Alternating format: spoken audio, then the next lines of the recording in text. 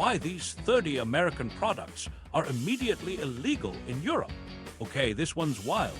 A citrus soda once used brominated vegetable oil, the same bromine family as flame retardants to keep flavors mixed. Those neon sports drinks, red 40 and yellow 5-6, give the color pop. Pork raised with ractopamine, a growth drug banned across Europe, and farmed salmon, often tinted to look wild. Europe blocks or tightly restricts these. Here, S what you'll get in the next few minutes.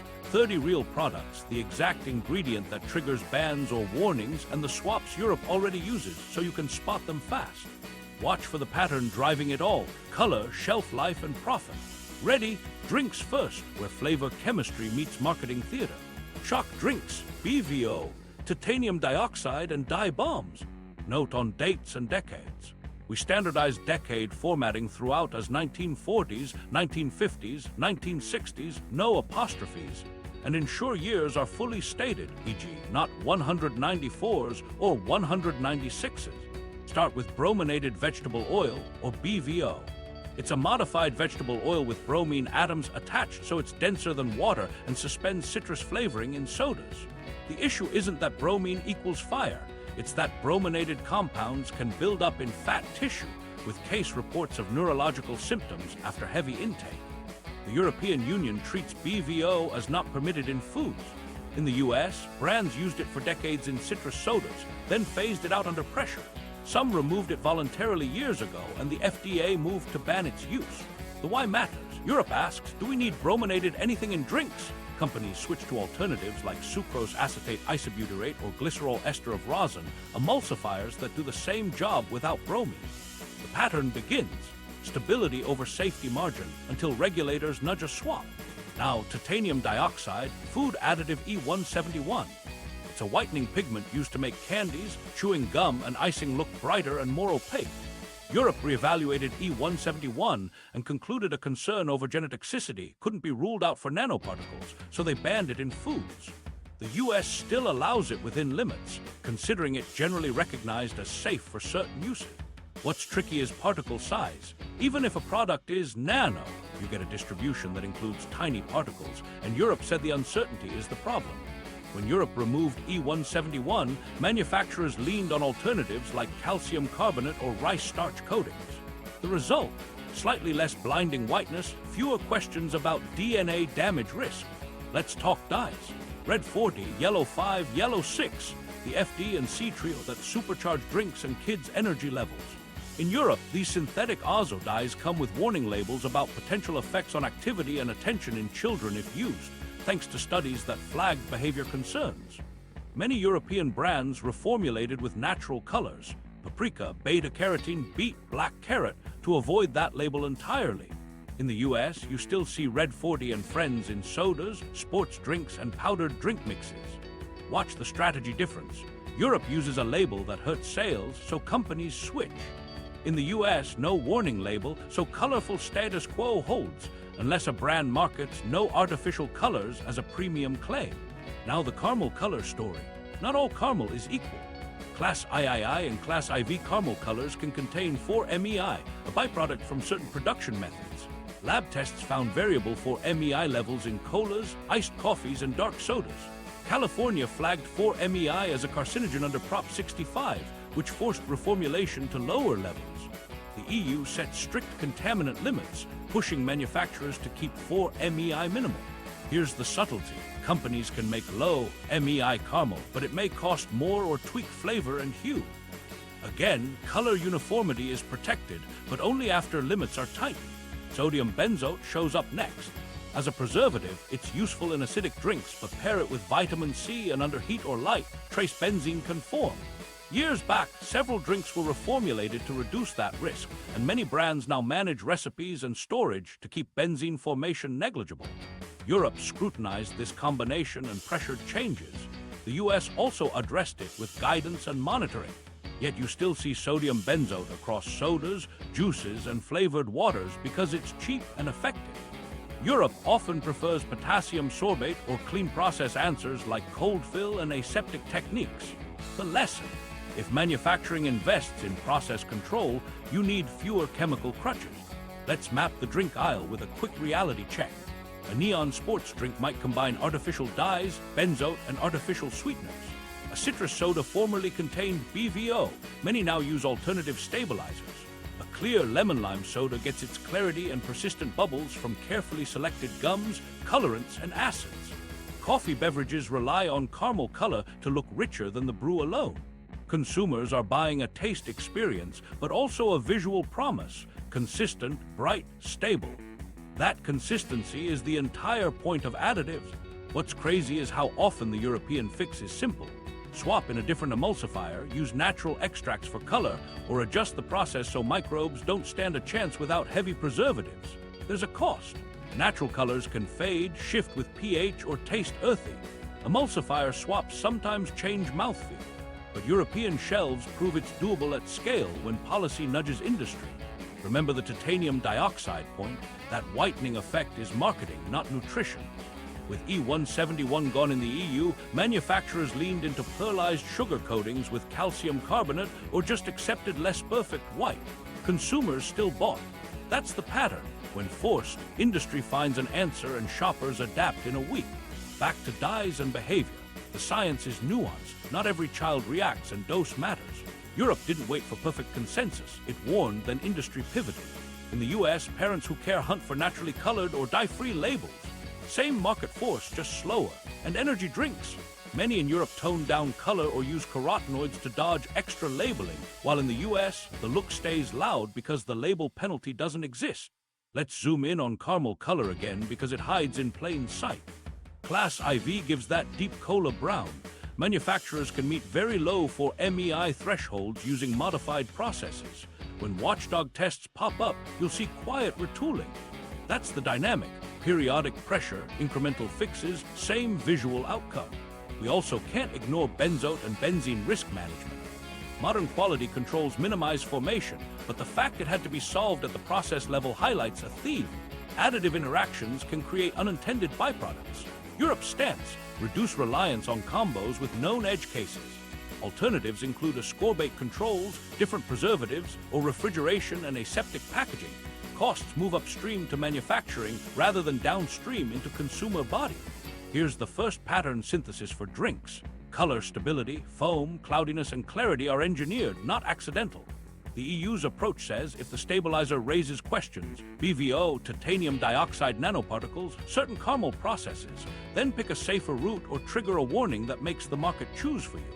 The US often says, keep it if exposure seems low and the benefits are clear. Different philosophies, similar endgame, but your bottle's ingredient list looks very different. Speaking of endgames, specific brand examples tell the story. Major soda makers removed BVO across their citrus lines, quietly switched emulsifiers, and marketed nothing about it. Candy makers in Europe reformulated away from E171, while US versions lingered with titanium dioxide until pressure mounted. Sports drink brands in the EU lean on paprika and beta-carotene. US shelves still glow with azo dyes, though no artificial colors, subblends now compete. Coffee chains, bottled drinks moved to lower 4MEI caramel processes after California rang the bell. You can track the reformulation waves with every regulatory push. If drinks are this engineered, wait till we hit the snack aisle. The same colors, different textures, and a new cast of shelf-life heroes are waiting. Neon snacks, artificial colors, and azodicarbonamide. Okay, onto the snack aisle where color meets crunch. Start with the same dye trio, red 40, yellow 5, yellow 6, but now they're dusted on chips, baked into cereals, swirled through candies, and sprinkled across breakfast bowls. Why does this matter? You're not just drinking the dye, you're eating it in multiple products a day. In Europe, using these dyes can force a warning about possible effects on activity and attention in children. So brands swap in paprika, annatto, beta-carotene, beet, spirulina, and black carrot. In the US, the default still leans artificial unless a brand markets the no artificial colors badge.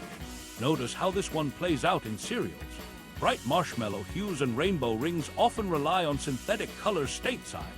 European versions shift to natural pigments, which can fade faster, taste slightly vegetal, or vary by batch.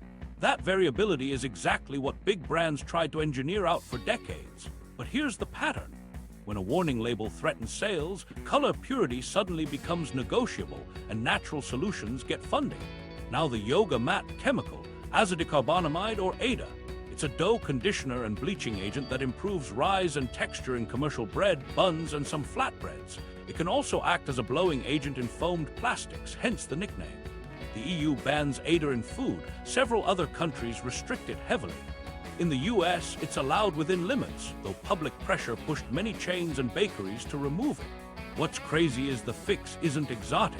Longer fermentation, ascorbic acid, enzyme systems, or different flour blends deliver similar softness without ADA. But ADA was cheap and predictable, which is why it stuck for so long.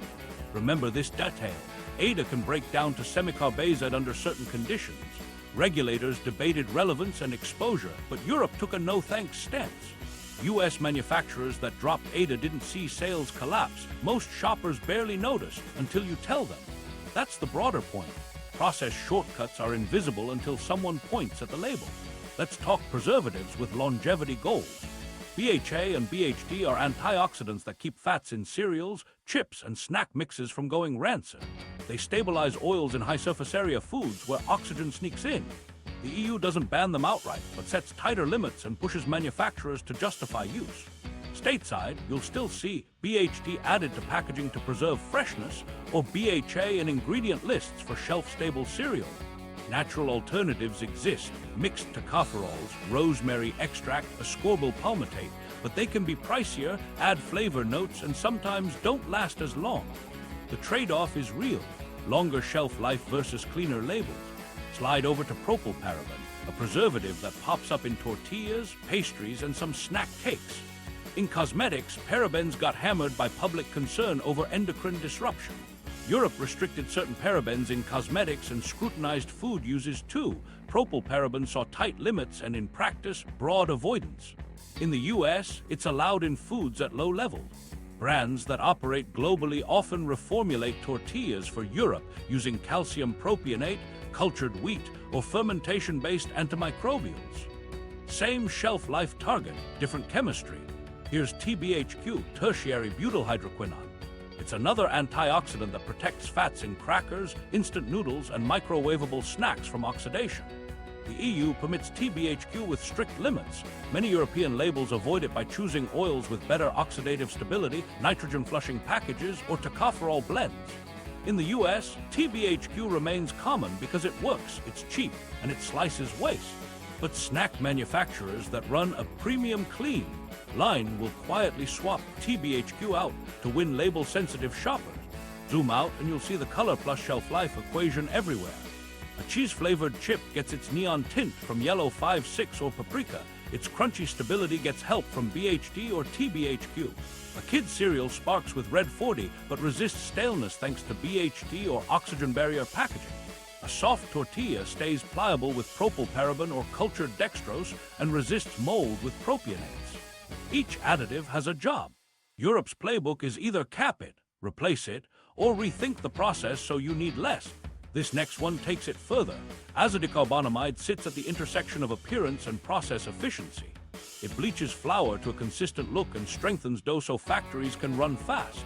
When Europe banned it, bakers didn't stop baking. They adjusted hydration, fermentation time, enzyme blends, and mixing. The lesson repeats.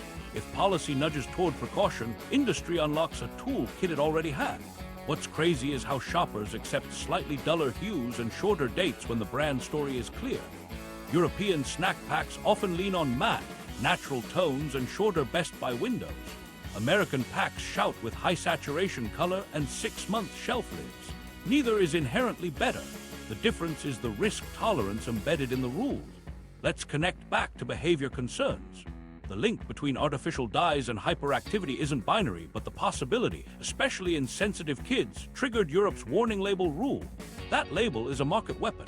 Manufacturers would rather find anthocyanins from black carrot than print a sentence that makes parents switch brands.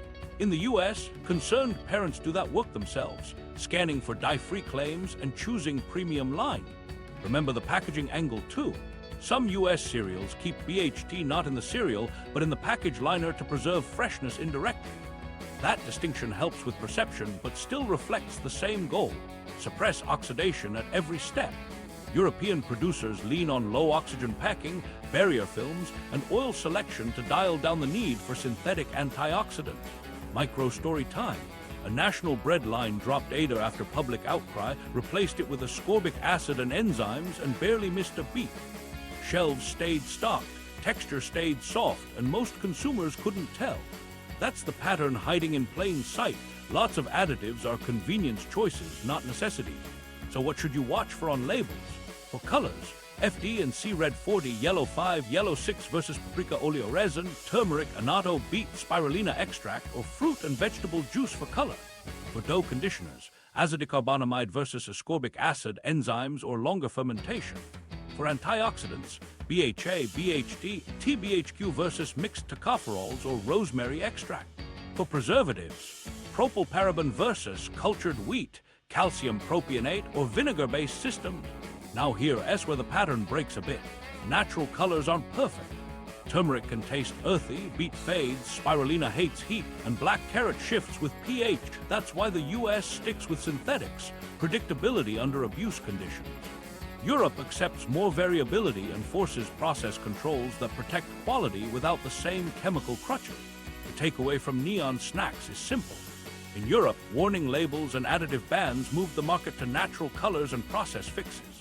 In the US, absent those levers, the old toolkit, Ada, BHA, BHT, TBHQ, propylparaben, synthetic dyes, still shows up because it's cheap, robust, and invisible. But every one of these has a viable alternative when brands decide the label matters. Speaking of labels, the meat counter is next, where the additives aren't just colorful. They're tied to how animals are raised. Meat and poultry, ractopamine, hormones, and chlorine rinses. At the meat counter, the chemistry shifts from color to growth and hygiene. Start with ractopamine, a beta-agonist feed additive that helps pigs and some cattle put on lean muscle fast. It reduces fat and improves feed efficiency near slaughter. Europe bans it outright, and so do China and Russia. The US allows it within residue limits, with withdrawal periods before slaughter to keep traces within acceptable daily intake. What's crazy is how trade reacts. Exporters often run separate supply chains, ractopamine-free for Europe and China, conventional for the domestic US market. The alternative isn't secret. It's time, genetics, and feed management, slower, pricier, but compatible with EU rules. Remember this detail. Ractopamine's short-term benefits stack neatly on spreadsheets, more lean yield, lower feed cost per pound. But EU regulators looked at pharmacological effects on animals and potential human exposure and decided the uncertainty wasn't worth it. The US perspective focuses on residue science and safe limits, so the drug stays. Same animal, two rulebooks. Now hormones in beef. The EU prohibits growth-promoting hormones like estradiol 17-beta, trembolone acetate, progesterone, zeranol, testosterone, and melangestrol acetate in cattle production. The US approves several of these for implants that release tiny doses to speed growth and improve feed conversion. The science debate has dragged on for decades. EU risk assessments versus US codex positions that certain uses can be safe. Practically, it creates split inventories. Hormone-free beef fetches a premium for export to Europe under specific quotas, while the bulk of US beef uses implants. What to watch for? The EU's approach assumes cumulative exposure and vulnerable populations and opts out. The US model leans on measured residues below threshold. This next one takes it further: antibiotics as growth promoters. The EU banned non-therapeutic antibiotic use years ago and tightened veterinary oversight, pushing farms toward better hygiene, vaccination, and stocking density management.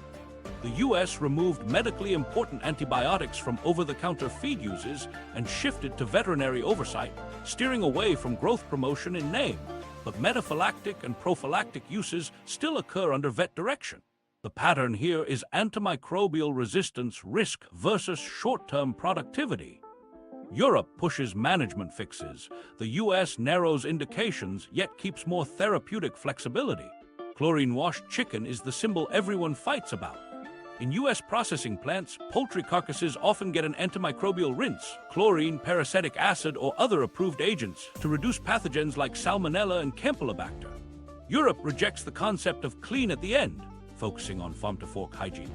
Cleaner barns, lower stocking density, tighter transport controls, and stricter slaughter hygiene, with water washes but not those chemical dips.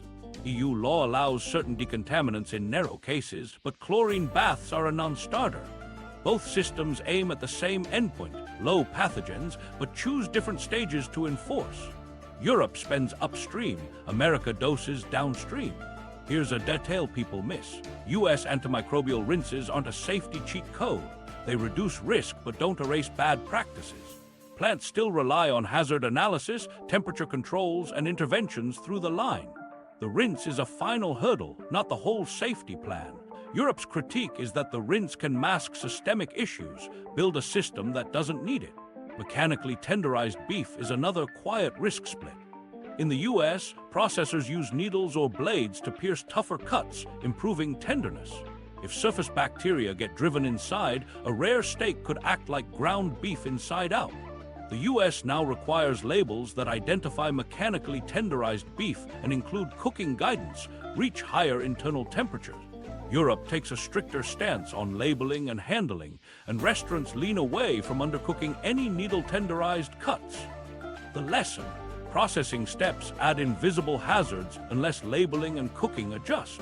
Let's connect these dots. Ractopamine, hormones, and antibiotics all tilt toward efficiency. More pounds per animal, faster turnover, less feed. Chlorine rinses and other antimicrobial dips tilt toward throughput. Keep the line fast, manage contamination at the back end. Mechanically tenderized beef tilts toward product consistency. Make cheap cuts eat like premium. Europe asks, can we get similar outcomes with genetics, welfare, space, slower growth, and strict hygiene? The answer is yes, but at a cost. US systems say, keep the tools if residue data and risk models say it's safe. Let the market sort premiums for alternatives. Microstory, a pork producer targeting the EU built ractopamine-free barns, adjusted feed for slower, steady lean gain, and locked in premiums from export contracts. The weights improved slower, but carcass acceptability shot up for markets that pay more. Meanwhile, the same company ran a domestic line using standard beta-agonist protocols. Two systems, same brand, different rulebooks. What's crazy is how labeling shapes behavior. In the EU, a hormone-free claim isn't a marketing angle because it's baseline. In the US, no added hormones shows up on chicken even though hormones aren't allowed in poultry, smart copy that plays to perception. On beef, verified no hormone programs are a real premium lane. On pork, ractopamine-free stamps are creeping into retail because exporters already segregate those herds. Remember animal welfare ripple effects. EU rules around space, transport, and stunning methods create upstream costs but also change product characteristics, fat cover, stress markers, pH, water holding. These shift how meat performs in the pan. US processors aim to neutralize variability with post-harvest interventions and tenderization. Different roads, similar steaks, but the ingredient lists and process notes diverge. There's also a trade policy undertow. Europe's hormone and ractopamine bans have triggered disputes at the World Trade Organization. Negotiated quotas and compensation schemes keep beef flowing. For chicken, the chlorine question isn't just science, it's also trust in system design. When Europe says no to antimicrobial baths, it's reinforcing its upstream hygiene investment. Here's the pattern in one line: farm efficiency tools versus precautionary consumer protection.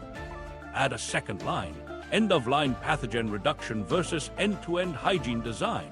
Neither side accepts more foodborne illness. They just choose different points to control risk and different comfort levels with pharmacological aid. Consumer takeaway time. If you want EU-style choices in the US, look for labels.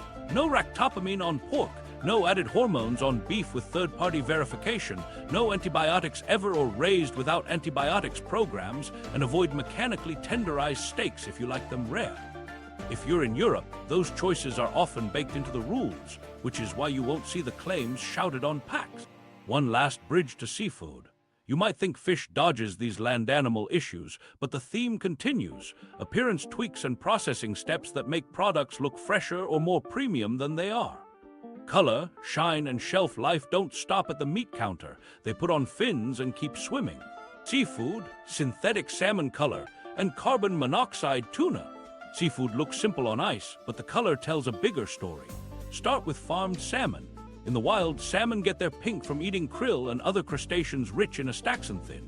Farmed fish don't have that diet, so producers add carotenoids, astaxanthin or canthoxanthin, to feed to tint the flesh.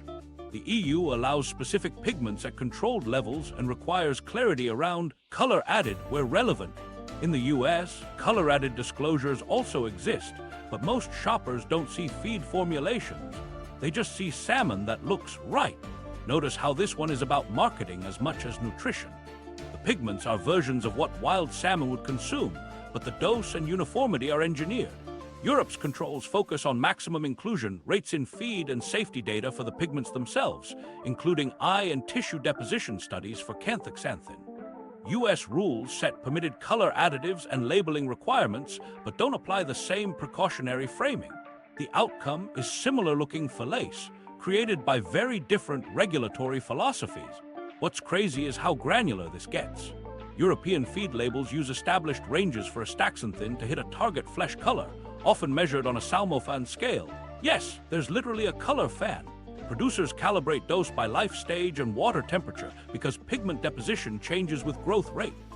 US farms do the same engineering, but Europe scrutinizes the pigment's consumer safety profile more aggressively and polices feed additives across the board. Now, the labeling gap. Packages may say color added or contains color added through feed, but the average buyer doesn't connect that to diet differences. In the EU, retailers and certifications lean into transparency with origin, farming method, and sometimes feed claims. In the US, origin labeling exists, but feed disclosures rarely make front of pack. The perception gap matters. Consumers believe pink equals wild freshness, when in reality, it's often a feed decision. This next one takes it further. Carbon monoxide treated tuna. Co-treatment binds to myoglobin and locks in a cherry red color that screams fresh, even as the fish ages. The EU restricts or prohibits co-use on tuna because it can mask spoilage cues. In some parts of the US supply chain, filtered wood smoke or co is used within certain rules, and the practice can be legal if labeled appropriately as treated with co or treated with filtered smoke. The safety question isn't that co makes fish toxic. It's that it mutes the browning that helps you judge age. Remember this detail. Quality still depends on temperature control and sourcing. Co can't fix histamine in scombroid fish or poor handling, but visually a co-treated loin can look pristine longer, which undermines the consumer's best tool, color change. That's why Europe takes a precautionary stance. Don't normalize appearance tricks that blunt spoilage signals. US defenders argue co extends shelf appeal and reduces waste when cold chain is strong. Let's talk shrimp and aquaculture residues.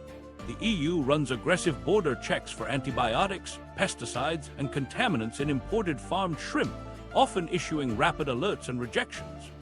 US agencies also test, but the volume and resources differ, and enforcement variability shows up in headlines when banned antibiotics like nitrofurans or chloramphenicol appear abroad. European importers push third-party audits, traceability, and farm certifications that curb antibiotic use and control pond chemicals. The pattern repeats. Europe polices inputs and blocks at the border. The US focuses on admissibility but allows more post-market correction. What's crazy is how quickly producers adapt to whichever market pays. Shrimp farms targeting the EU adopt probiotic pond management, biosecurity, and low-density stocking to avoid antibiotics. Those same farms might sell a different pond's output elsewhere with looser controls. Buyers set the rules. Farms meet them when price justifies the upgrade. Back to salmon for a micro-story.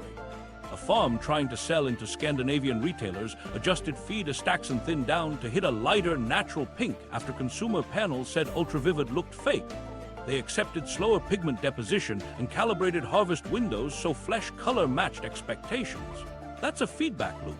Shoppers react, retailers codify, farms reformulate. Remember the consumer perception gap around fresh versus frozen. A lot of fresh salmon in both markets was previously frozen at sea or during transit, then thawed. Color doesn't tell you that, labeling sometimes does. Europe pushes previously frozen disclosures in retail cases, giving shoppers a transparency boost. In the US, practices vary by jurisdiction, and the onus is often on the counter card or the staff. Here's the pattern emerging across seafood: visual freshness illusions. Feed pigments make farmed salmon look like wild cousins. Co or filtered smoke keeps tuna bright. Glazing and protective ice layers make fillets sparkle. None of these guarantee quality. Handling, time, and temperature do. Europe's rules try to keep color from overruling spoilage signals, while the US allows more appearance aids if labeling boxes are ticked. You won't believe what happens when retailers remove the crutch. In EU markets where co-tuna isn't an option, buyers lean harder on sashimi-grade supply chains, rapid logistics, and ice discipline. The tuna looks more variable, sometimes darker or browner at the edges, and that becomes an accepted indicator of real time since catch. Waste can be higher if logistics slip, which is exactly why the system invests in speed. Now connect shrimp checks to consumer confidence. The EU's rapid alert system creates public pressure when a shipment fails, so exporters set up clean ponds, test pre-shipment, and segregate. In the US, import alerts and refusals exist, but consumers hear less about them, and retail signage doesn't change much. The same frozen block might be welcome in one port and turned away in another, depending on test results and documentation. Here's the bridge to the next theme. If color and appearance shape how we judge seafood, sweeteners shape how we judge taste. Both manipulate perception, but one targets your eyes and the other your palate. Watch what happens when we move from pink fish and ruby tuna to sugars and high-intensity sweeteners engineered to hit bliss points with fewer calories. Sweeteners and syrups, HFCS, aspartame, and acesulfame K. Sweetness doesn't just satisfy cravings, it sets margins. Start with high-fructose corn syrup. HFCS 55, common in US sodas, is roughly 55% fructose, 45% glucose. HFCS 42 shows up in baked goods. It pours, blends, and resists crystallizing, which is why manufacturers love it. The US corn economy and sugar tariffs made HFCS the default for decades. In Europe, you'll see glucose-fructose syrup and more plain sucrose, partly because of different agricultural policies and quotas that historically capped isoglucose use. The health debate isn't poison versus safe. It's about total free sugar load and how liquid sugars sidestep satiety. Europe nudges with sugar taxes and reformulation targets. The US relies more on calorie labeling and voluntary pledges. Notice how this one shapes texture. HFCS lowers freezing points in ice creams and keeps bars softer. It adds gloss to sauces and stabilizes moisture in breads. Switch to sucrose and you might get grit, faster staling, or crystallization unless you tweak process and packaging. European brands juggle blends, sucrose plus glucose syrup or fruit concentrates, to hit mouthfeel and sweetness with fewer label red flags. US brands stick to HFCS where cost and performance matter. Then roll out real sugar, SKUs for marketing. Now aspartame. It's about 200 times sweeter than sugar, so tiny amounts replace large sugar loads. Europe sets an acceptable daily intake and requires labeling when aspartame or its components matter, especially for people with phenylketonuria. The US also allows it, and both markets have reviewed it repeatedly. The controversy cycles. Hazard classifications spark headlines, then risk assessments restate that typical exposure is below limits. The real story is use case. Diet sodas, sugar-free gums, and low-cal puddings rely on aspartame's clean sweetness curve. But it breaks down with prolonged heat, which is why it's rare in baked goods. What's crazy is sweetness isn't one note. Aspartame pairs with acesulfame potassium, acesulfame K or ACE-K, because the combo smooths bitterness and fills out the sweetness profile. ACE-K is about 200 times sweeter too, with a quick onset and a slight bitter tail. In both the EU and the US, it's permitted within limits, but Europe tracks exposure by population groups and caps overall intake from all foods. Manufacturers use stacked systems. Aspartame for body, ACE-K for top notes, sometimes sucralose for stability. That synergy lets brands cut each sweetener's dose while keeping taste high. Remember this detail: stability drives selection. Sucralose handles heat and acid better than aspartame, so US shelf-stable drinks often lean sucralose or ACE-K blends. In Europe, you'll still see those, but there's more pull toward stevia glycosides. Reb A, now newer riboside M blends, especially in natural position drinks. Stevia can taste licorice or bitter at high levels, so brands microdose it with erythritol or allulose to restore mouthfeel. Europe permits erythritol, but polyol claims trigger laxative warnings at high intakes, shaping formulation choices. The US allows allulose to be excluded from added sugar counts, which changes label optics and encourages use. Let's hit cyclamate and saccharin. The EU bans cyclamate in some contexts or restricts tightly. The US bans cyclamate outright, but allows saccharin after old cancer concerns were reevaluated. Practically, saccharin now lives in niche tabletop sweeteners and some fountain syrups.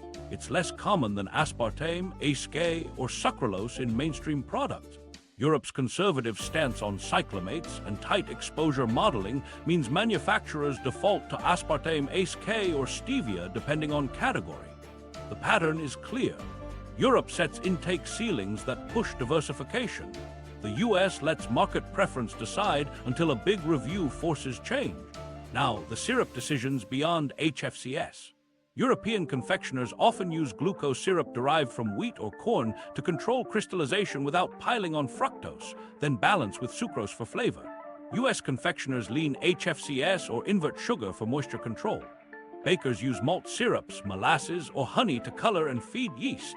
Those add minerals and flavor notes, but come with cost and supply volatility. When sugar taxes hit, both markets cut total sugar and crank up high-intensity sweeteners, fibers, and bulking agents to keep texture. You'll see chicory inulin, polydextrose, and glycerin showing up more. Calories slide down, labels get longer. Here, where the pattern breaks, taste memory.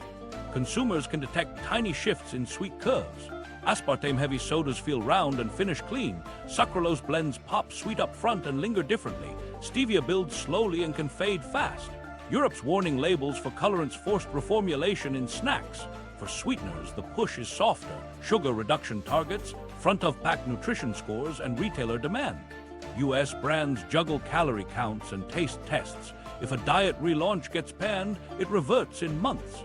Risk tolerance is lower for taste changes than for color shifts, which is why sweetener systems are conservative. Microstory: a European energy drink dropped sugar by a third, added ACE and sucralose, then patched the watery mouthfeel with glycerol and a touch of pectin. Sales held because the nutrition score improved and taste panels approved the balance. The US version used sucralose stevia to print no aspartame and kept caffeine identical. 2 labels, 2 sweetener stacks, 1 flavor brief. Watch for no added sugar tricks. Fruit juices concentrate sugars during processing. Add a splash to a soda and it's still sugar just from fruit. Europe polices claims tightly. The US now has stricter added sugar lines, but front-of-pack claims can still shape perception. Allulose shifts the math in the US, letting products taste sweet while showing low net carbs. Europe doesn't grant the same label advantage, so it's less common there.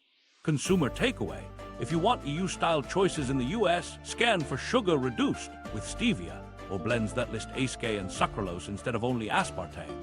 If you want classic taste, expect aspartame combos. If you want fewer syrups, pick sucrose-based lines or cane sugar SKUs, but remember, metabolically it's still sugar. Europe's shelves prove you can cut sugar 5–20% with tiny formula tweaks and no taste revolt.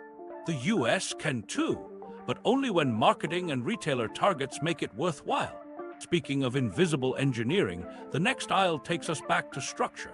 Baked goods where rise, crumb, and tenderness depend on additives you'll never see but always feel when they're gone. Bakery and breakfast.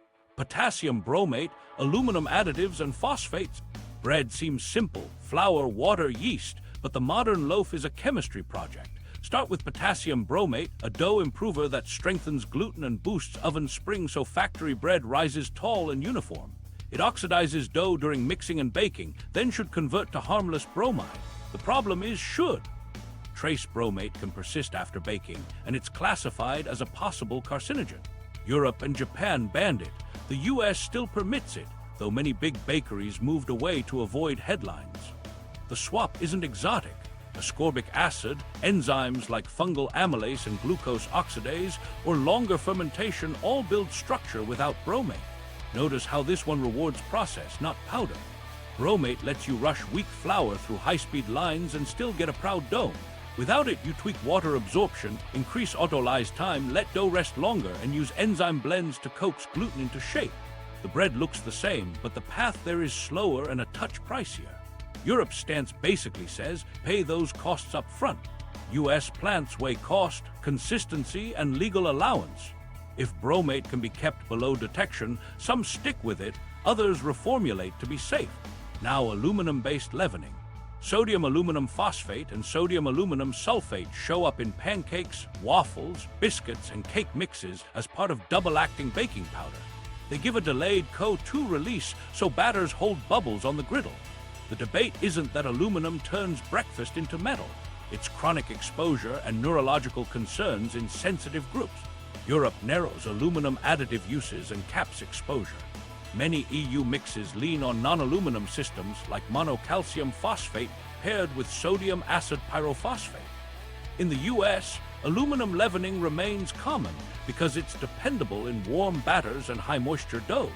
What's crazy is how flavor gives it away. Aluminum leavening can leave a slightly metallic or astringent aftertaste if overdosed or underbaked.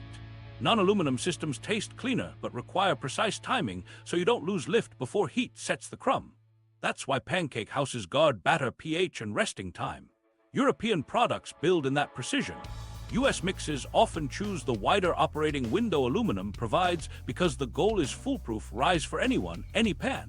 Slide to phosphates, the quiet architecture inside processed breakfasts. Phosphate salts show up in sausages, breakfast patties, processed cheese slices, and even powdered pancake mixes. They raise water-holding capacity, bind proteins, and stabilize emulsions so your sausage stays juicy and your American cheese melts evenly. Europe permits phosphates, but models total intake across all foods and tightens limits because excessive phosphate load links to cardiovascular concerns, especially in kidney-compromised individuals. US labels allow broad use, and processed breakfast foods lean on phosphates to keep texture perfect across miles of distribution. Remember this detail. Phosphates do 3 jobs at once: pH buffering, chelating metal ions to protect flavor, and binding moisture. Replacing them means a toolbox: citrus fiber, carrageenan, konjac, milk proteins, and clean-label starches. Those can work, but they're finicky and sometimes shift mouthfeel from snappy to gel-like. Europe pushes formulators to accept slightly less bounce and a shorter shelf to lower phosphate exposure. US brands prioritize repeatable bite and months-long distribution. Let's talk emulsifiers like DATEM, diacetyl tartaric acid esters of mono and diglycerides. DATEM strengthens gluten and aligns gas cells, producing tight, even crumbs in sandwich loaves and soft rolls. It also helps dough tolerate the abuse of industrial mixing. Europe lists emulsifiers as E-numbers and caps usage.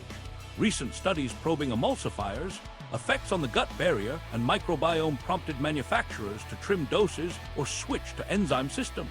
In the US, DATEM is standard in mass bread because it delivers that pillowy, resilient slice that can fold without cracking. What's crazy is how enzymes can mimic DATEM's magic without the additive baggage. Transglutaminase can nudge protein crosslinks, xylenases soften bran interference, lipases tailor endogenous emulsifiers from flour lipids. The trade is sensitivity. Enzymes are living tools. Temperature, pH, and time make or break performance. Emulsifiers are blunt instruments, predictable, forgiving, fast. Europe pays for finesse with tighter control. The US buys certainty with DATEM and friends. Bleaching agents tell the color story you never see. Fresh milled flour is slightly yellow. Time or oxidizers whiten it and improve baking behavior. Europe largely moved away from flour bleaching and maturing agents like chlorine gas, opting for aging and ascorbic acid. The US still uses benzoyl peroxide and other legal agents for certain flours because they deliver uniformity on demand. Does it change nutrition? Not meaningfully. But it signals a philosophy. Europe lets time whiten. America allows chemistry to keep schedules. Now pancakes and waffles. Aluminum-free baking powders exist and work well, but you have to mix and cook sooner. US boxed mixes that promise, fluffy anytime, lean on sodium aluminum phosphate, so the second gas release happens on the skillet, not in the bowl. EU products push clearer instructions and portion packs to protect performance without aluminum. If you've ever had pancakes go flat after the batter sat, you've seen why aluminum leavening became popular. Processed breakfast meats underline the phosphate story. A phosphate-functional sausage binds water, stays plump under heat lamps, and survives freezing thaw cycles. Remove phosphates and you can still nail texture with meat selection, salt management, tumble time, and fibers, but shrinkage increases and juiciness dips unless the whole process tightens. European plants embrace that discipline. US plants serving nationwide chains often won't risk variability. Micro story, a UK bakery supplying supermarket toast bread cut DATEM by half and added a tailored enzyme blend plus longer bulk fermentation. Crumb stayed fine, volume dipped 2%, staling improved because fermentation byproducts slowed retrogradation. They marketed fewer additives, sold through, and kept quality scores. Same bagged loaf look, different path to structure. Remember the consumer side. Most shoppers don't taste DATEM, they feel it when their sandwich tears. They don't see bromate, they see a domed loaf with uniform pores. They don't read sodium aluminum phosphate, they see pancakes with pretty lift. Europe's rulebook forces behind-the-scenes craftsmanship, fermentation time, dough temperature control, precise mixing curves.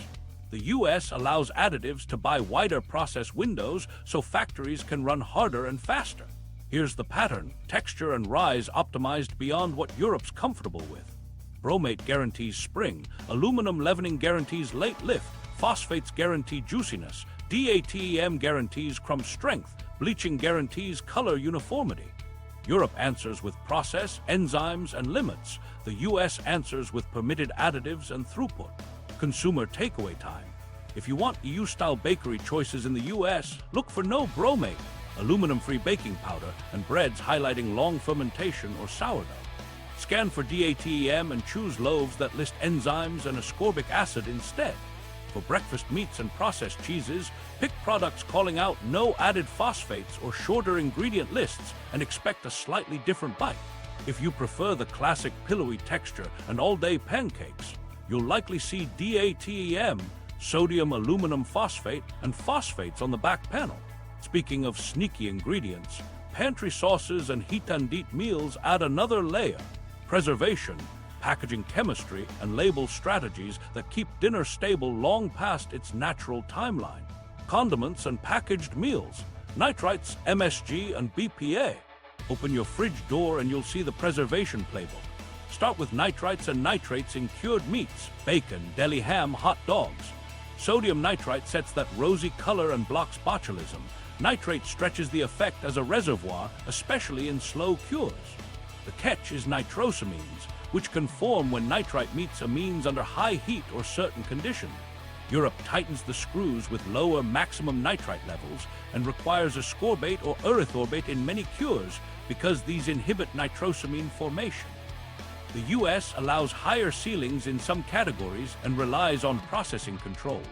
Both sides push limits down over time, but Europe's floor is lower. Remember this detail. Uncured bacon in the US often uses celery powder, natural nitrate that converts to nitrite during processing. It can still generate similar chemistry. The label exploits a regulatory distinction rather than a functional one. In the EU, whether the nitrite source is synthetic or plant-derived, the safety approach focuses on nitrite equivalence and nitrosamine prevention, not marketing language. That's the lesson. Labels can soothe, but formulation and process determine risk. Now MSG and glutamates. Monosodium glutamate amplifies savory notes, making soups, sauces, and frozen in trays taste richer without extra salt. It's been safe listed for decades. Though it has a reputation problem in the US, the EU treats glutamates as permitted additives with E numbers and caps category use. Labeling is direct, and taste is king. In the US, MSG-free claims sell even when hydrolyzed yeast extract or tomato concentrate slip glutamates in via another door. The result is transparency versus stigma. Europe lists the enhancer. America sometimes replaces MSG with ingredients that deliver similar free glutamate but sound friendlier. What's crazy is how umami changes salt math. Add a pinch of MSG and you can cut sodium without losing flavor intensity. European reformulation targets for salt reduction often pair glutamates with potassium chloride to keep taste while managing overall intake. US packaged meals also use this trick, but the label strategy often leans on no MSG added while leveraging yeast extract. If you're sensitive to glutamate, the molecule doesn't care what it's called. If you're chasing cleaner taste with less sodium, glutamate systems can help. Slide to sorbates and benzoates, pantry workhorses in sauces, pickles, and jarred salsas. Potassium sorbate inhibits molds and yeasts. Sodium benzoate works in acidic conditions. The EU allows both, but emphasizes context and lower use levels, plus discourages risky pairings. Remember benzoate's benzene issue when vitamin C and heat light collide. The US permits them broadly within limits, and you'll see them in salad dressings, condiments, and shelf-stable dips because they're reliable. European brands lean on pasteurization, pH control, cleanroom filling, and cold chain to lower preservative loads. Same safety target, more process load upstream. Now packaging, BPA, and can linings. Bisphenol A made epoxy resins that protected canned tomatoes, beans, and soups from corrosion. The concern centers on endocrine activity and exposure, especially in infants and pregnant people. The EU led with bans in baby bottles, then kept tightening specific migration limits and risk evaluations. Many brands shifted to BPA-free linings across categories. The US banned BPA in baby bottles and sippy cups and nudged alternatives in infant formula packaging. For general cans, BPA-free became a market move rather than a blanket legal mandate. Replacement resins, like polyester or acrylic, and BPA analogs complicate the story. BPA-free doesn't mean free of all bisphenols. Europe's approach is increasingly class-based scrutiny. US oversight weighs specific materials and exposure. Remember this detail. Acidic foods like tomatoes are the stress test for linings. Early BPA-free coatings sometimes peeled or imparted off flavors, leading to quiet iterations until stability matched legacy epoxies. That's the recurring pattern industry can swap, but it takes time, money, and a few bad batches. Europe's pressure compressed the timeline. Let's talk PFAS, so-called forever chemicals, in grease-resistant packaging and microwave popcorn bags. These fluorinated compounds repel oil and water, great for stockpots of chili and buttery kernels, not great when they migrate or persist in the environment. The EU is moving toward broad PFAS restrictions under REACH, with many members already curbing food contact usage. The US is phasing out certain PFAS in food packaging via state laws and voluntary industry commitments, while federal regulation ramps. Brands now pivot to clay-coated papers and alternative barriers that trade absolute grease-proofing for good enough performance. Expect more oil spots, except fewer fluorinated surprises. Here's a micro-story. A canned soup line quietly moved to BPA-free linings, but acidity spiked coating wear. Complaints rose. The brand adjusted tomato variety, dialed pH buffering, and fixed retort profiles. Flavor returned, complaints dropped, and the label stayed BPA-free. That's process filling the gap chemistry left. Back to nitrites with a cooking tip. Europe's lower nitrite levels plus mandatory ascorbate push producers to protect safety through cure discipline and packaging. Consumers can help by cooking bacon low and slow and avoiding charring. Heat drives nitrosation in fat-rich surfaces. In the US, where uncured labels confuse, look for no nitrites or nitrates added except those naturally occurring, and remember the chemistry still applies. If you want EU-style profiles, pick brands that publish nitrite levels or use HPP, high-pressure processing, to extend shelf life with less cure. MSG transitions neatly into clean label umami. In EU markets, you'll see glutamate limits but frank labeling. In US markets, you'll see mushroom concentrates, kelp extracts, and tomato paste doing MSG's job while keeping claims intact. If your goal is fewer additives, those whole food boosters are solid. If your goal is sodium reduction with precision, a pinch of MSG plus KCl is hard to beat. Benzoates and sorbates highlight the preservation fork. Europe invests in aseptic lines, hot fill hold, and tighter distribution temperatures to step down preservatives. That raises capex and logistics costs but lowers label complexity. The US keeps ambient distribution easy by using more preservatives. If you want the EU style at home, pick refrigerated sauces, short-dated salsas, or glass jars marked no preservatives, and plan to use them faster. Now the pattern you've been seeing all episode lands here too, packaging chemistry versus minimal processing. BPA and PFAS solved real problems, metal corrosion, grease bleed, but introduced new ones. Europe narrows the chemical palette, then forces engineering to catch up. The US trims at the edges and rides voluntary adoption until a tipping point. Consumer takeaway time. For cured meats, scan for with ascorbate and brands publishing nitrite targets. Consider products cured traditionally with lower nitrites and longer time. For flavor boosters, decide between MSG transparency or whole food umami like yeast extract, mushrooms, and tomatoes. For jars and cans, look for BPA-free lining and pick glass when practical. For popcorn and takeout, choose PFAS-free packaging even if it looks less perfect. One last bridge to the next aisle. If you're worried about what goes in your food, think about what goes on your skin. because the EU's caution around endocrine disruptors and sensitizers is even sharper in cosmetics. Cosmetics and personal care, parabens, formaldehyde donors, and fragrances. Open your bathroom cabinet and you'll see the same pattern from the pantry: preservation, consistency, and scent engineered to last. Start with parabens. They're preservatives that keep creams, lotions, and shampoos from growing mold and bacteria. Not all parabens are treated equally. Europe restricts or bans longer-chain ones like propylparaben and butylparaben in many leave-on products, children's items, and sensitive area cosmetics due to endocrine disruption concerns and higher skin absorption. Shorter-chain parabens like methyl and ethyl remain allowed with limits. In the US, parabens are still permitted broadly. Brands self-regulate, and paraben-free is mostly a marketing lane rather than a legal requirement. Notice how this one plays out in your daily routine. A typical American body lotion might list methylparaben and propylparaben together for broad-spectrum preservation. The EU version from the same brand often swaps propylparaben for phenoxyethanol or organic acids and lowers the total preservative load by tightening water activity and packaging. Airless pumps, smaller openings, and single-use capsules help reduce contamination so the formula doesn't need as much chemical defense. That's engineering the package to protect the product, not just dosing the product harder. Now formaldehyde-releasing preservatives, DMDM hydantoin, quaternium-15, imidazolidinylurea, diazolidinylurea. These slowly release tiny amounts of formaldehyde to kill microbes over shelf life. The EU either bans or severely limits many formaldehyde donors and sets ultra-low thresholds for free formaldehyde in finished products. Sensitization and allergic contact dermatitis drive the caution. Formaldehyde is also a known carcinogen via inhalation at higher exposures.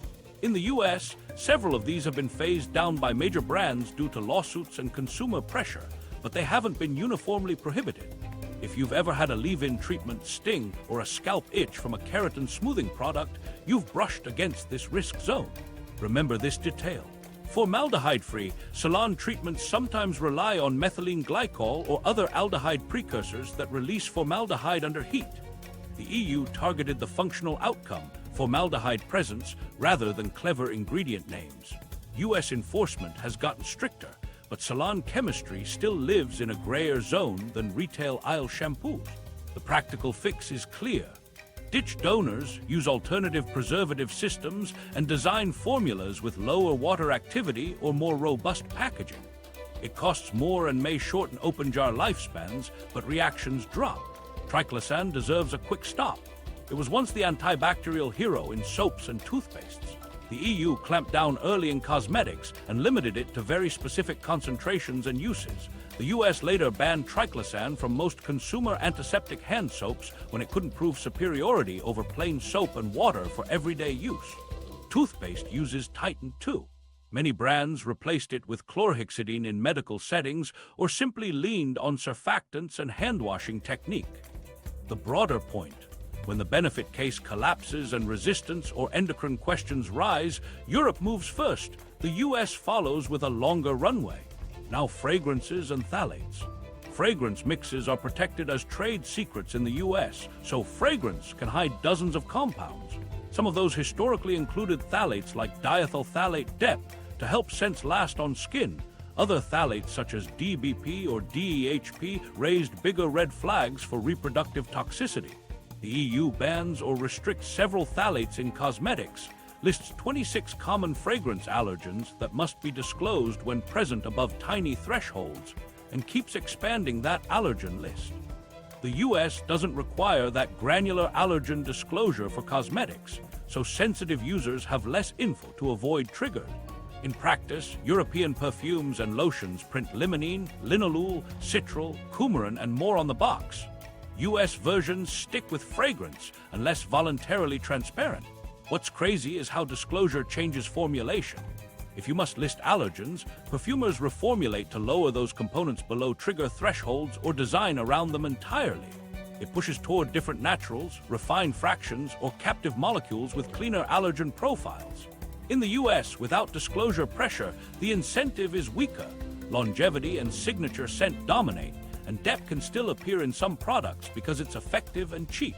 Clean beauty brands step in to fill the trust gap with phthalate-free, and full fragrance disclosure claims. Slide to titanium dioxide again, but not in food, this time in powders and sprays. The EU food ban doesn't automatically ban TO2 in cosmetics. It still allows it as a pigment and UV filter with restrictions, but inhalation risk in loose powders and aerosols gets special scrutiny. Particle size matters. Nano TO2 raises inhalation concerns for lungs. European guidance steers away from airborne formats with nanoparticles and demands labeling for nanoform. In the US, TO2 is an approved colorant and sunscreen active. Loose powder use persists, though many brands reformulate with coated pigments, larger particle sizes, or alternate fillers like mica and zinc stearate to reduce inhalation concern. Here's the pattern. EU precaution bites hardest on endocrine disruptors, sensitizers, and inhalation hazards. The US framework leans on historical use, manufacturer safety substantiation, and post-market action. When the EU narrows the palette, global brands build two versions, a stricter EU formula and a more flexible US formula. If the cost delta is small, the EU version eventually becomes global. If performance suffers, the split persists. Microstory: a global face cream once used propylparaben plus imidazolidinylurea. To sell in the EU clean beauty segment, the brand switched to phenoxyethanol, caprylyl glycol, and airless pumps, then shortened open-jar shelf life from 12 to 6 months. Complaints about scent shift spiked. Phenoxyethanol can smell rosy, so perfumers rebalanced the fragrance and trimmed known allergens to avoid label clutter. Sales recovered. The EU formula became the worldwide standard within a year. Another microstory: a US hair gel used DMDM hydantoin for years without issues, then faced class action claims tied to hair breakage and scalp irritation. The company reformulated with organic acids and chelators, tightened factory hygiene, and added preservative system free of formaldehyde donors to the label. Performance stayed, lawsuits cooled, and export options opened. Let's make this practical for your shelf. If you want EU-style choices in the US, scan for paraben-free, but go deeper. Avoid propyl and butyl parabens specifically. Methyl and ethyl are less contentious but still optional. Skip formaldehyde donors. Look for DMDM hydantoin, quaternium-15, imidazolidinyl/diazolidinylurea, and bronopol. For fragrances, pick brands that list allergens or say phthalate-free fragrant. If aerosols or loose powders are your thing, favor non-nano mineral formats and avoid heavy daily inhalation. Remember, preservatives aren't villains. They prevent real infections in water-rich products. The EU solution is lower-risk mixtures, better packaging, and tighter microbial limits. The US keeps wider preservative options because they're robust across variable consumer behavior: open jars, steamy bathrooms, fingers in tubs. If you prefer jars, use spatulas. Store products cool and finish them within their period after opening window so milder systems can do the job. Sunscreens connect all threads, filters, particles, and regulation speed. Europe approves more modern UV filters that offer strong UVA coverage with elegant textures. The US list moves slower, so formulators lean on zinc oxide, titanium dioxide, avobenzone, and octocrylene. That's not a safety indictment of US sunscreens. It's a pipeline different. The effect is texture and white cast, not bans. But it's another example of divergent regulatory paths shaping what lands on your skin. Here's the close on this aisle. For personal care, the EU's precaution trims endocrine-disrupting and sensitizing chemistries, forces allergen transparency, and tells brands to fix design before dosing preservatives. The US allows more legacy tools and expects brands to police themselves. If you want the EU playbook at home, choose smart packaging, shorter shelf lives, and labels that say exactly what's inside, even the fragrant. Cleaners and household. Quats, 14-dioxane, and fragrance allergens. Open the cleaning cabinet and the same themes pop up: power, preservation, and scent, engineered for shine and speed. Start with quaternary ammonium compounds, or quats. Benzalkonium chloride, diethyl dimethylammonium chloride. These are broad-spectrum antimicrobials that stick to surfaces and keep killing. They're effective on countertops, but repeated exposure links to skin irritation and asthma-like symptoms in workers and sensitive users. Europe issues guidance that nudges lower concentrations, targeted use, and improved ventilation, and it promotes alcohol-based or peroxide systems in many settings. In the US, quats are common in disinfecting wipes because they're convenient, leave residual action, and pass EPA efficacy tests. Notice how this one is about behavior as much as chemistry. A wipe that promises kills 99.9% encourages daily whole house use, even when soap and water would do. Europe frames disinfectants as targeted tools, kitchens after raw meat, bathrooms during illness, healthcare spaces. That reduces cumulative exposure. US marketing leans on constant germ control. The safer swap at home is simple. Detergent for routine cleaning, quats only when disinfection is needed, and always give surfaces contact time. Drying too fast means those 99.9% claims never activate. Now 14-dioxane. You won't find it on labels because it's not added on purpose. It's a byproduct from ethoxylated surfactants like sodium lauryl sulfate, lauryl 7, and PEG compounds. Manufacturing can leave trace 14-dioxane, a probable carcinogen. Europe sets strict limits for impurities in finished products and pressures suppliers to vacuum strip and purify. Several US states, New York and others, now cap 14-dioxane in detergents and personal care, pushing a national cleanup by default. Big brands responded with 14-dioxane reduced supply chains, switching to better controlled ethoxylation or to alternative surfactants like alkyl polyglucosides and sulfonates that avoid the byproduct. Remember this detail. Foam isn't clean, it's air. Companies historically used ethoxylated surfactants for creamy foam and mildness. When 14-dioxane limits tighten, formulators adjust blends, add chelators for performance in hard water, and optimize enzymes so less surfactant does more work. Your laundry still comes out clean, just with a different chemistry behind the scenes. Europe enforces at the impurity level, which pulls the whole supply chain forward. Slide to optical brighteners, the laundry magic trick. Still beam-based brighteners absorb UV and re-emit blue light, making whites look whiter by masking yellowing. They don't remove stains, they shift perception. Europe allows them but scrutinizes river persistence and encourages wastewater controls. Several countries promote ecolabels that limit brighteners altogether. The US keeps them standard in many detergents because they sell brightness on quick tests. If you've seen whites glow under blacklight at a club, that's your t-shirt wearing detergent, not cleanliness. Phosphates tell the water story. Old-school dishwasher and laundry powders loved phosphates because they soften water and boost cleaning. Europe cracked down to protect rivers from eutrophication, pushing low-phosphate and phosphate-free formulas years ago. The US followed for household dish detergents, while laundry shifted with enzyme and builder innovations. Citrates, zeolites, and acrylic copolymers replaced phosphate's role. The takeaway: water quality rules rewired formulas. Cleaning power recovered with smarter chemistry. Now fragrance allergens. The EU requires cosmetic labels to list specific allergens like limonene, linalool, geraniol, citral, eugenol, coumarin, and more when they're present above tiny thresholds. Household cleaners in the EU often mirror that transparency through voluntary ecolabels and guidance, especially for leave-on air fresheners and fabric softeners. In the US, fragrance remains a catch-all in both cosmetics and cleaners. For sensitive users, that opacity makes avoidance hard. Europe's disclosure pushes perfumers to reduce allergen loads or choose low allergen accords. US labels sell fresh linen with no breakdown. What's crazy is how indoor air flips the script. Quats and fragrances don't just touch skin, they hang in the air as microdroplets and VOCs. Europe's indoor air focus, especially in schools and hospitals, nudges microfiber plus detergent for routine cleaning, reserving disinfectants for outbreaks. US homes rely on perpetual plug-ins, sprays, and scented softeners to signal clean through smell. If you're scent-sensitive, unscented detergents plus occasional essential oil washes aren't a perfect fix either.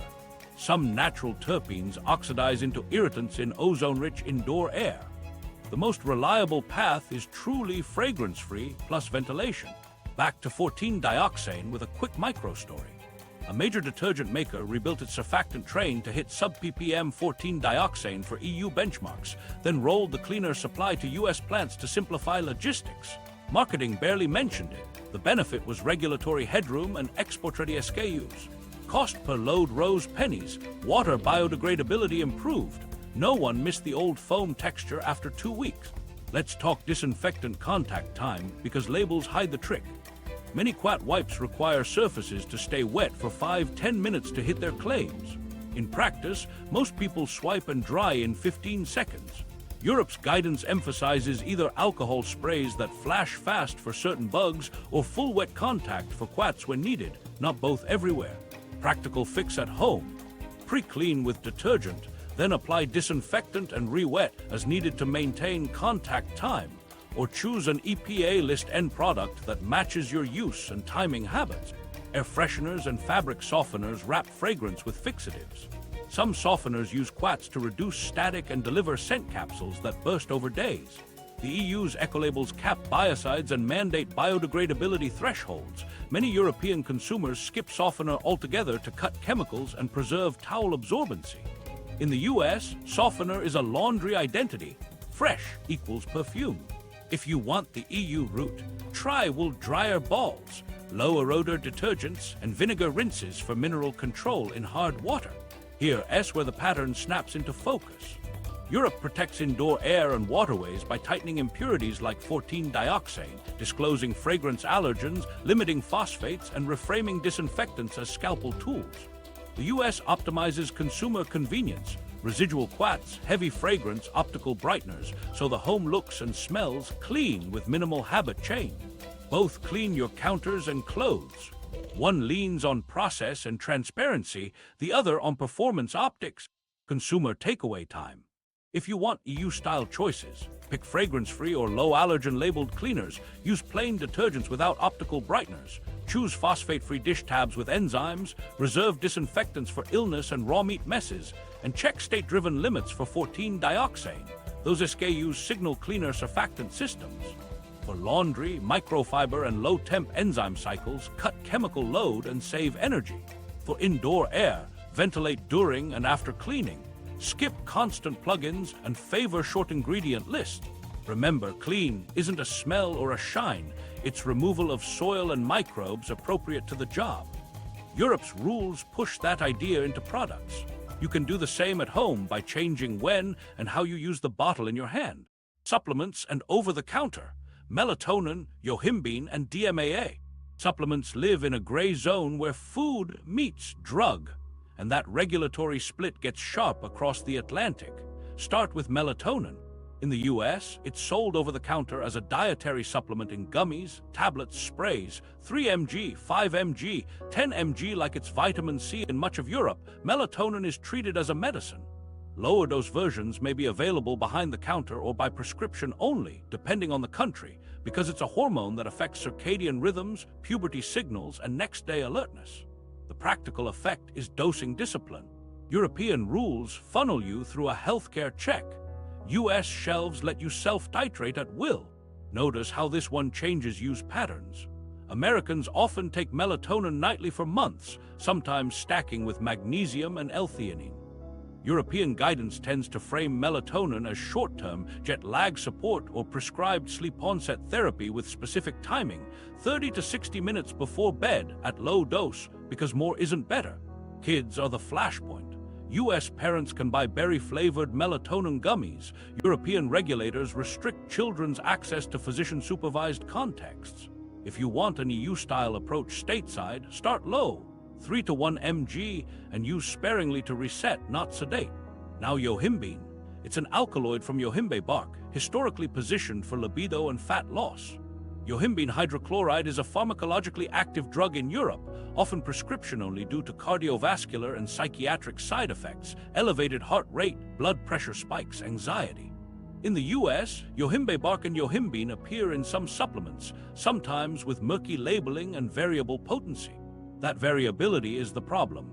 Dose makes the poison, and supplements can swing from trace to pharmacy strength without consistent standardization. Europe's stance is simple. If it acts like a drug, regulate it like a drug with dosing and contraindications baked in. What's crazy is how context flips risk. Yohimbine on an empty stomach plus caffeine can feel like a panic button, sweats, jitters, BP jumps. Combine that with hidden stimulants in fat burners, and the stack gets messy. European pharmacovigilance channels catch adverse events under medicinal oversight. In the US, adverse event reporting exists for supplements, but policing is post-market and patchy. If you're curious despite the cautions, the safer lane is standardized extracts with third-party testing and conservative dosing. Or better, skip it and pursue caffeine-titrated workouts and diet periodization. This next one takes it further. DMAA and its cousins. 1,3-dimethylamylamine, DMAA, showed up in pre-workouts and fat burners for years, marketed as geranium extract despite synthetic origins. Europe banned DMAA as a medicinal substance without approval. Many countries treat it as a controlled drug. The US FDA has warned repeatedly that DMAA isn't a lawful dietary ingredient, prompting seizures and recalls, yet it still pops up in fringe products and online imports. DMBA and other analogs play whack-a-mole. The name changes, the stimulant course stays, enforcement lags until labs catch up. Remember this detail: stimulants are a spectrum. Caffeine is legal, predictable, and well-characterized. DMAA slams vasoconstriction and heart rate harder, increasing blood pressure and raising concerns for strokes and cardiac events, especially with exertion and dehydration. Yohimbine and synephrine add complexity to that hemodynamic mix. Europe's bright line, no unauthorized stimulants, forces brands to use caffeine, tea extracts, or regulated ingredients with exposure data. The US bright line exists on paper, but the market perimeter is bigger, so you still see high-stim can sneaking in gray zone actives until enforcement lands. Slide to titanium dioxide again, but think capsules. Europe banned TO2 in foods. Many supplement caps and tablet coatings used it for whitening and opacity. The spillover is real. European supplement makers swapped coatings to meet the food additive ban spirit, even if cosmetics and medical devices had different timelines. US supplements still use titanium dioxide widely for aesthetic uniformity. It doesn't change efficacy, but it reveals priorities: appearance consistency versus eliminating a debated particle from ingestion. Let's talk why Europe medicalizes some supplements. The precautionary logic is consistent. If an ingredient alters physiology significantly, hormones like melatonin, potent vasodilators like yohimbine, or amphetamine-like stimulants like DMAA, it belongs in the medicinal framework with dosing, interactions, and patient-specific guidance. The US DSHEA model treats supplements like foods unless they're proven unsafe or misbranded, which keeps shelves broad but shifts burden to consumers to parse risk and quality. Microstory: a US traveler carried 10 mg melatonin gummies into a European country where melatonin is prescription only. Customs didn't care, but the local pharmacy only offered a 1 mg controlled release version with counseling on timing and sleep hygiene. The traveler cut doses, slept better with less grogginess, and stopped nightly use after the jet lag window. Same molecule, different guardrails, better outcome. Another one: a gym-goer swore by a legacy pre-workout, then noticed palpitations after a new formula hit. Independent lab tests later found DMAA-like analogs. They switched to a caffeine plus L-citrulline mix and saw performance return without the wired crash. That's the curation value you're here for. Pick the ingredient deck that's transparent and legal in stricter markets, and you dodge surprises. Practical takeaways: if you want EU-style choices in the US for melatonin, think microdosing. Start at 0.3 to 1 mg, use briefly, and time 30-60 minutes before bed. Prioritize sleep routine over nightly reliance. For yohimbine, consider a pass. If you insist, demand standardized yohimbine labeling, avoid stacking with caffeine, and monitor blood pressure. For stimulants, keep it boring. Caffeine with known milligrams, maybe thecrine for smoother curves, and plenty of water. Skip anything claiming geranium, exotic alkaloids, or research-only compound. Quality control matters. Look for third-party seals. NSF certified for sport, informed choice, USB verified, because they screen for contaminants, verify label claims, and flag banned substances.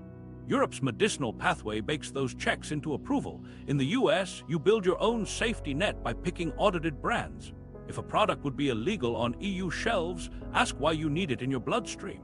Here's the pattern you've seen all episode, now in capsule form.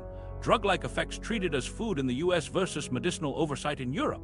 The more an ingredient moves mood, heart rate, sleep, or blood vessels, the more Europe locks it behind a counter.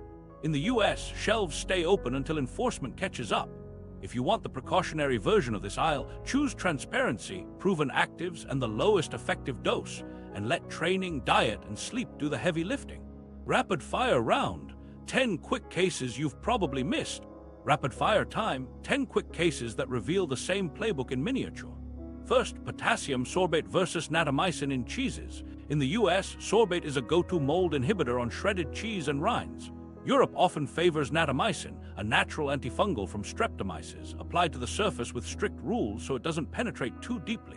What to watch for? EU labels cite natamycin E235, keeping dose low and coverage targeted. The pattern is precise. Surface-level control versus broad-spectrum preservatives baked into the pack. Speaking of flour, bromates don't just show up in bread. Flour tortillas in the US have historically used potassium bromate or calcium bromate in some formulas to fortify weak flour and stabilize press lines. The EU's ban steered producers to enzyme systems, ascorbic acid, and longer rest times to avoid shrinkback and cracking. If your tortilla bends without tearing, there's a good chance emulsifiers and enzymes, not bromates, did the work, especially in EU-made version. Coal tar hair dyes are a sleeper topic. The US has a carve-out that historically let certain coal tar dyes in hair color slip past pre-market approval, relying on warnings to manage risk. Europe took a tighter route. Many aromatic amines linked to sensitization or carcinogenicity are restricted or banned. Others require rigorous safety files and concentration caps. EU boxes list specific dye intermediates and allergens. US cartons lean on umbrella warning. Same fashionable color, different regulatory net. Olestra's curious case. Remember the fat that passes through undigested. The US approved Olestra for snacks in the 90s with required vitamin fortification and a GI warning that later eased. Europe never mainstreamed it. The combination of digestive side effects and limited consumer demand kept it off shelves. Watch the marketing pivot. US fat-free chips used Olestra briefly as a hype engine. Europe trimmed fat with baking, fiber, and portion shifts instead. Partially hydrogenated oils, the old trans fat backbone, got phased out in both markets. But Europe pulled down limits earlier via national bans and EU-wide rules, while the US made fuzz no longer generally recognized as safe a bit later. The timeline difference mattered.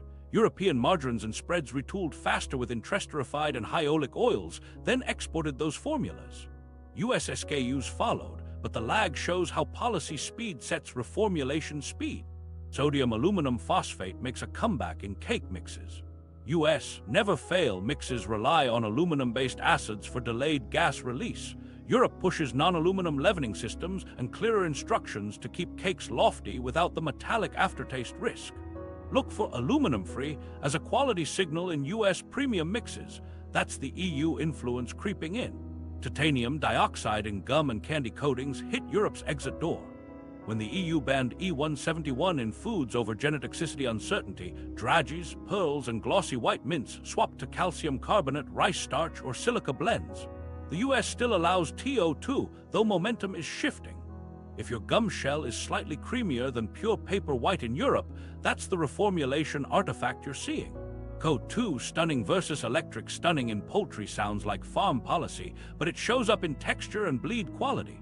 The EU's animal welfare rules push controlled atmosphere stunning to reduce stress. US plants use both systems, with electric more common historically. Lower stress can influence pH and water holding, which ripple into juiciness and color stability post-chill. Welfare rules aren't just ethics, they alter finished product trait. Lactylates and other emulsifiers, sodium stearyl lactylate SSL, calcium stearyl lactylate CSL, polysorbates pop up in bread, whipped toppings, and frozen desserts. Emerging gut studies suggest some emulsifiers may affect mucus layers and microbiota. The EU hasn't banned lactylates, but cautionary signals and clean-label trends are trimming doses and swapping in enzyme systems or lecithin. The US keeps them common for tolerance and volume.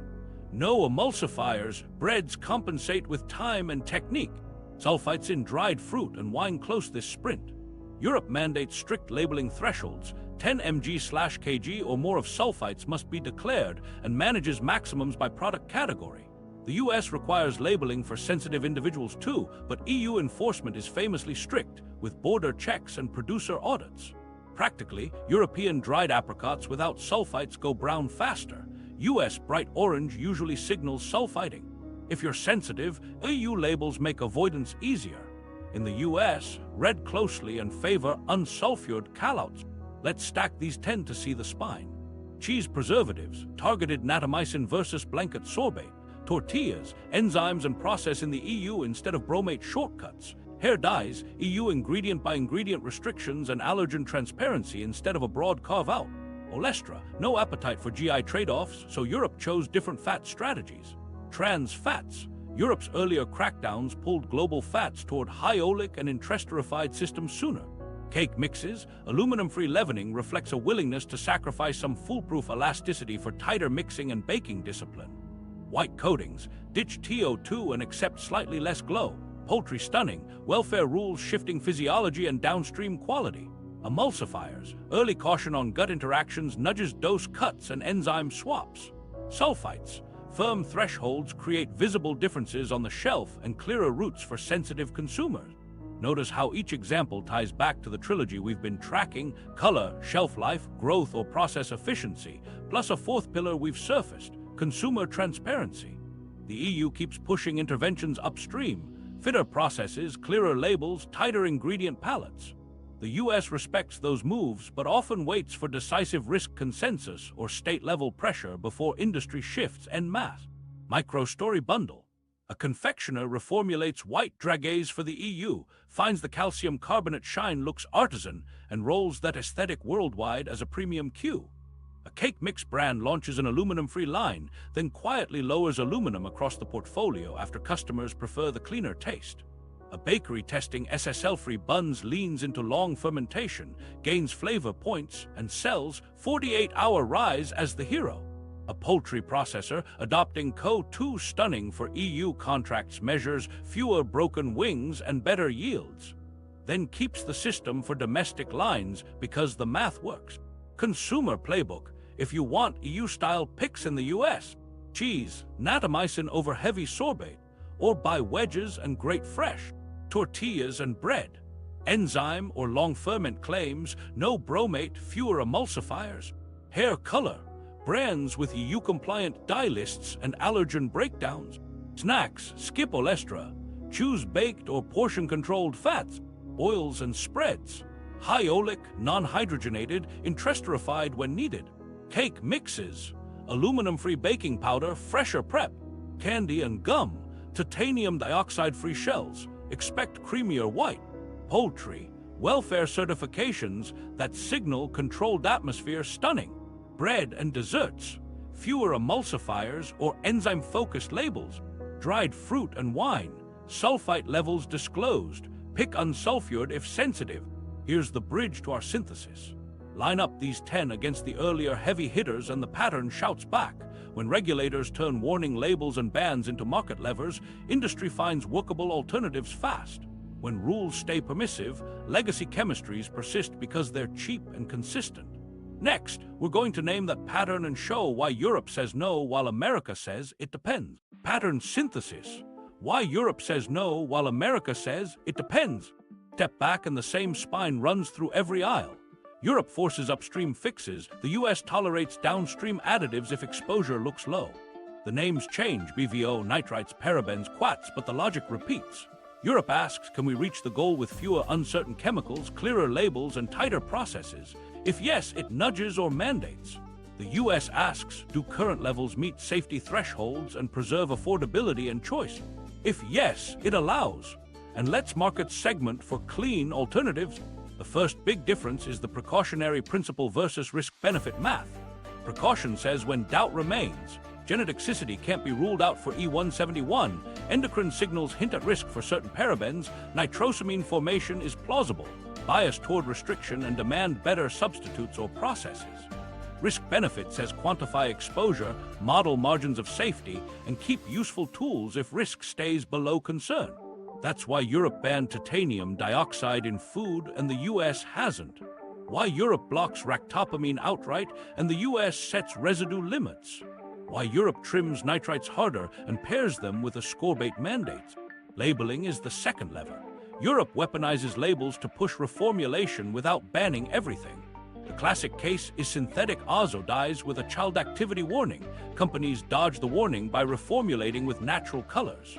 Allergen lists for fragrances force perfumers to design around limonene, linalool, and friends.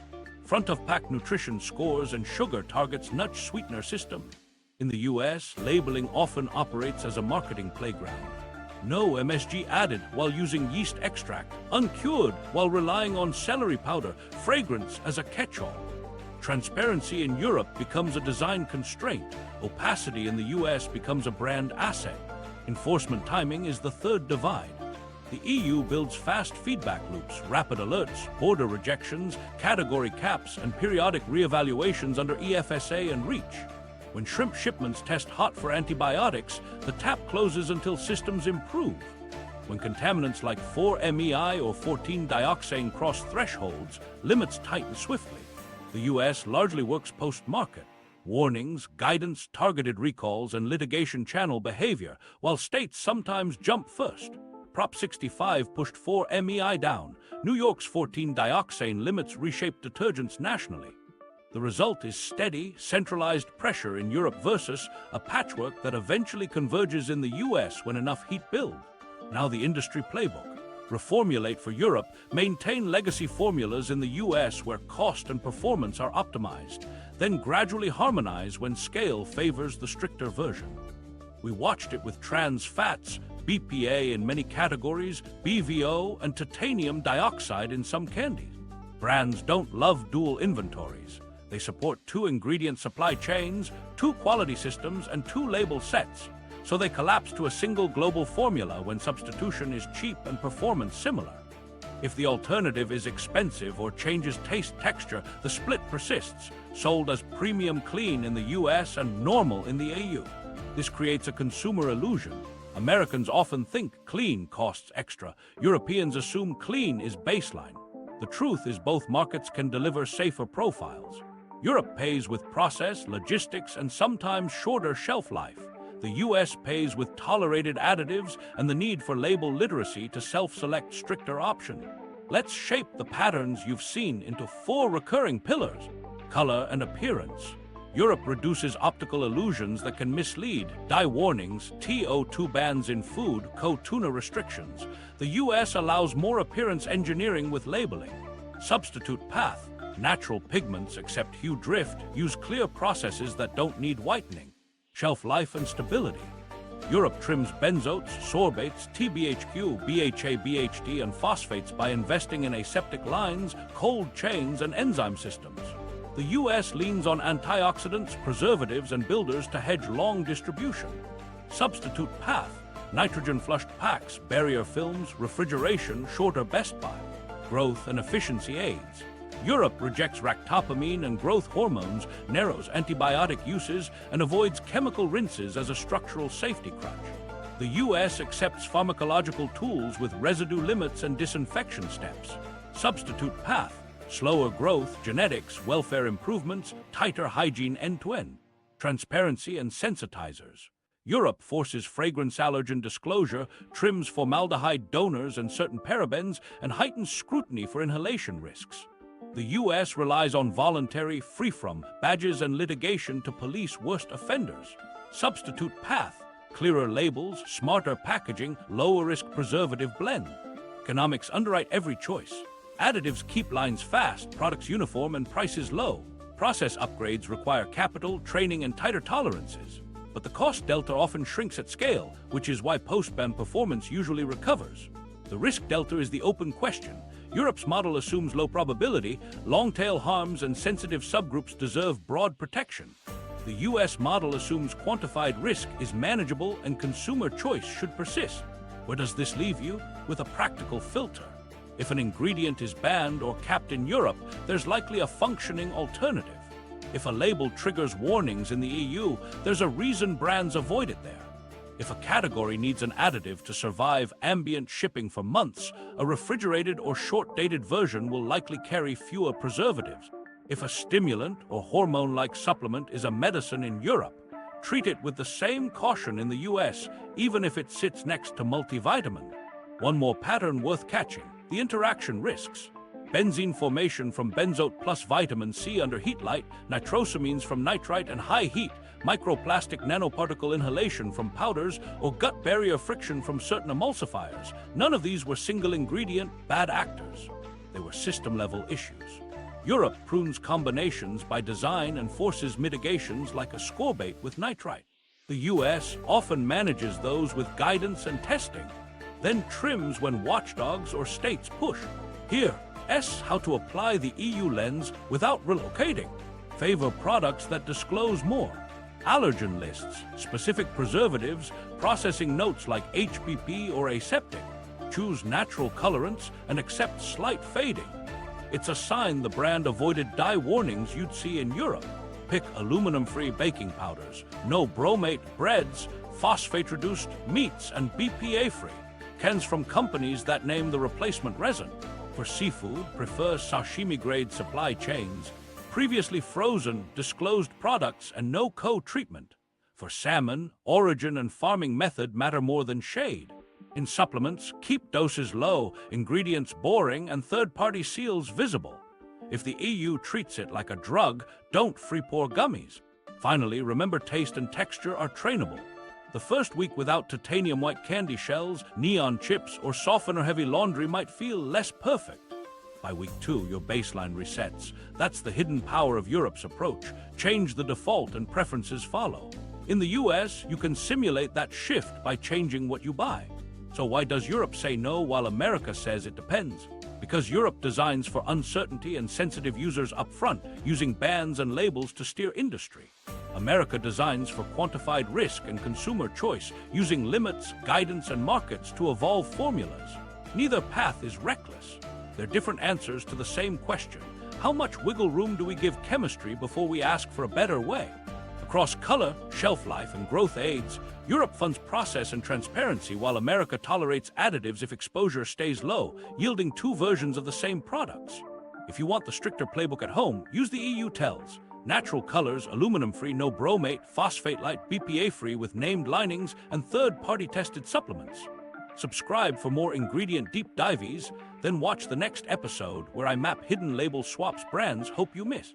Comment with products you want investigated next.